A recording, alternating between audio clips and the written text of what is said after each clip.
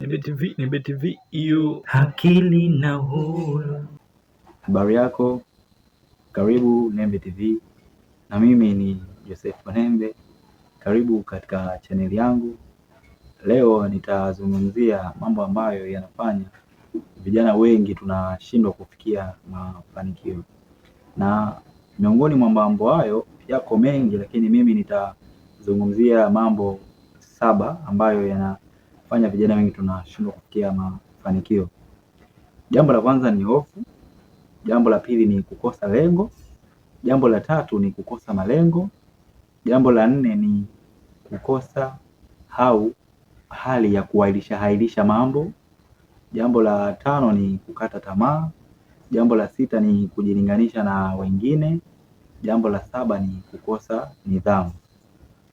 Na katika mambo hayo yote ningependa nigusie kitu kingine ambacho nafikiri watu wengi wakizungumzia, lakini inabidi mimi nikwambie ni kwamba utambuzi wa nyakati, ambao huu ndio muamuzi mkubwa sana wa mafanikio yako.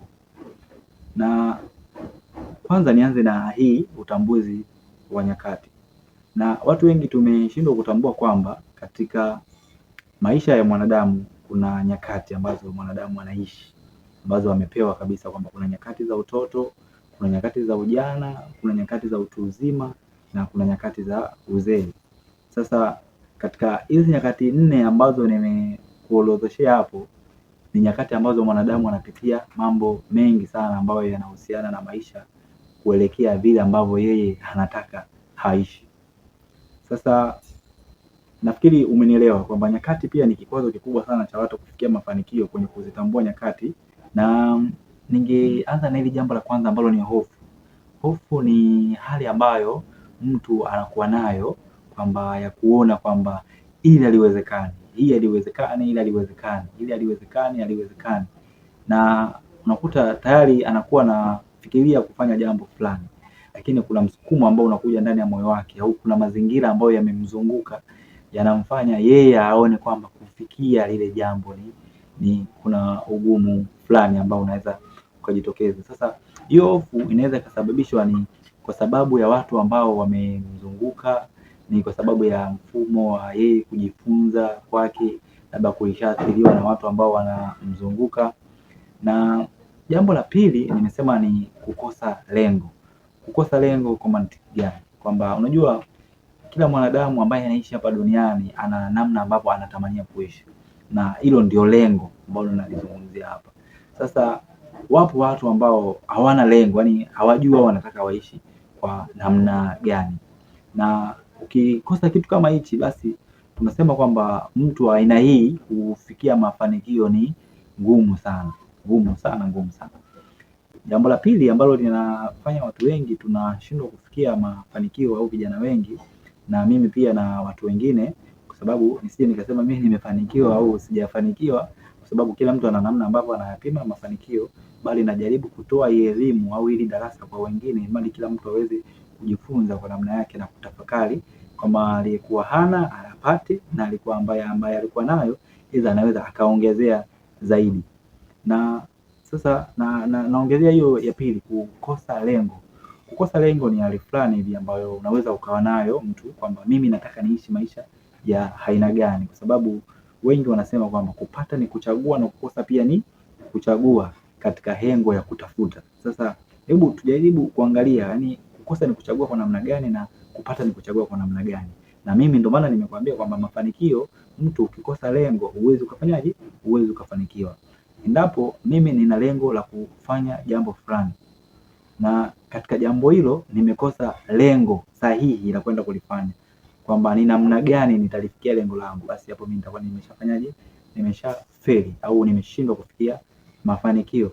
Kwa sababu hilo lengo langu nisipokuwa nimeliwekea mpango sahihi wa kuweza kulifikia hilo lengo, na kujiangalia mimi nina nafasi ya kuweza kufikia hilo lengo kulingana na maarifa na vitu nilivyonavyo, nimeshindwa kulifikia hilo lengo langu, na maana hapo nimefeli.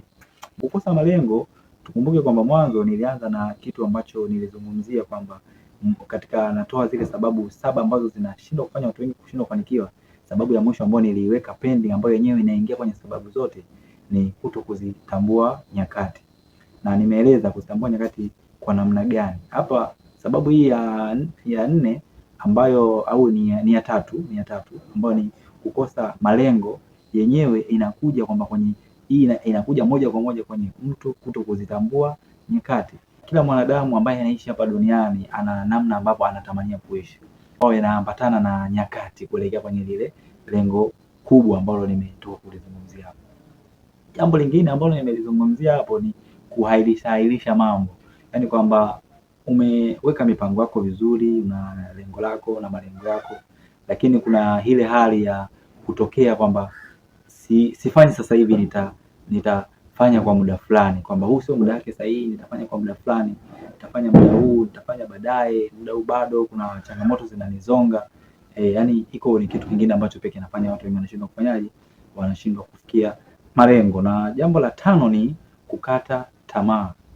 Kukata tamaa ni hali ambayo unakuwa umeshalianza jambo na unataka kulifanya, au kwa namna yote, yani ilishakuwa katika mfumo wako wa akili ambalo kwamba unataka uamue na umeshaliamua kwa hatua fulani, aidha ya kwanza, pili, ya tatu, lakini hukuona matokeo yale ambayo ulikuwa unayatarajia. Sasa inakuja hiyo hali ya kukata tamaa kwamba hutaki tena kuendelea kufanya kulingana na nini, na changamoto zile ambazo umekutana nazo kwenye hilo jambo. Mfano kwenye kazi, unaanza kazi unakutana na watu ambao wakubaliani na wewe. Mfano biashara, unaanza biashara ambayo labda ulitegemea utapata mauzo fulani kulingana na mtaji ambao ulioweka, ukupata hivyo. Sasa kuna ile hali ya kukata tamaa kwa sababu unaona kwamba hapa mimi siwezi kufikia malengo. Na sababu nyingine ni kujilinganisha na wengine, kwa maana ya kwamba unakuta umeanzisha jambo lako, lakini sasa unajilinganisha na wengine ambao tayari wao walishafanikiwa au walishafikia hatua fulani ambayo wewe bado ufanyaje, haupo. Au sasa mfano wewe umefika hatua fulani au wengine hawajafanyaje, hawajafika. Kwa hiyo ina maana unapokuwa unajilinganisha na wengine katika mfumo wa in a negative way, yani katika mfumo hasi, maana yake kwamba unaizuia ile nguvu yako wewe kufanyaje, kusonga mbele. Lakini utakapojiwekea mtazamo wa kwamba mimi nahitaji kwamba niwatizame wengine kwa mfumo chanya, hapo nitakuwa katika mfumo wa nini, mfumo wa mafanikio. Na sababu nyingine ambayo inatufanya vijana wengi na watu wengi tunashindwa kufikia mafanikio yetu ni kutokuwa na nidhamu. Nidhamu ni dhana pana sana katika mfumo huu wa mafanikio, kwa sababu nidhamu inaambatana na mambo yote ambayo tunayazungumzia, kwamba namna gani unaliendea jambo, namna gani unahamua kuliendea hilo jambo lako, namna gani unapanga, namna gani unaanza, namna gani unamaliza. Na maana tunazungumzia ule mtiririko mzima kwamba maono yako yamekaaje kwenye hilo swala ambalo unataka kuliendea ili liweze kukupa mafanikio, ambapo hii sasa nidhamu inaambatana na kujifunza. Nembe TV hiyo akili na huru.